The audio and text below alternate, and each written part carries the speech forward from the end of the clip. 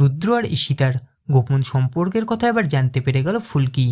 এতগুলো দিন ধরে সবার চোখে ধুলো দিয়ে নিজেদের এই সম্পর্ক বজায় রেখেছিল তারা, কিন্তু এবার ধরা পড়ে গেল রোহিত আর ফুলকির কাছে। রুদ্র আর ঈশিতা যে এতটা নোংরা, এটা জানার পরেই তাদের মাথায় যেন আকাশ ভেঙে পড়ে।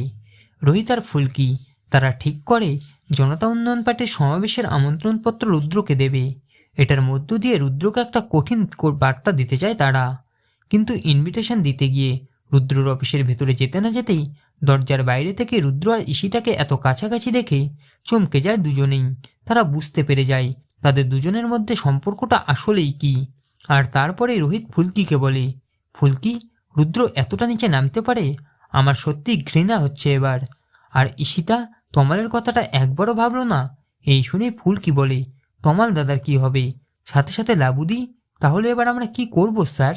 তখনই রোহিত বলে, এবার আমরা আর চুপ থাকবো না ফুলকি, সবাইকে সবকিছু জানাতেই হবে। আজ না হয় কাল সবকিছু তো সামনে আসবেই, তাই আজকে আমরা ঈশিতাকে চেপে ধরবো। সেই মতোই ঈশিতা বাড়িতে পৌঁছাতেই ফুলকি তাকে বলে, চিংড়ি দিদি, জামাইবাবুর সাথে তোমার সম্পর্কটা আসলেই কি? ফুলকির মুখে হঠাৎ করে এই কথা শুনেই খুবই ভয় পেয়ে যায় ঈশিতা, আর বাড়ির সবাই তো একেবারে চমকে যায়। তো বন্ধুরা, এবার কি করবে ঈশিতা? কিভাবে বাঁচাবে নিজেকে? কমেন্ট করে অবশ্যই জানান।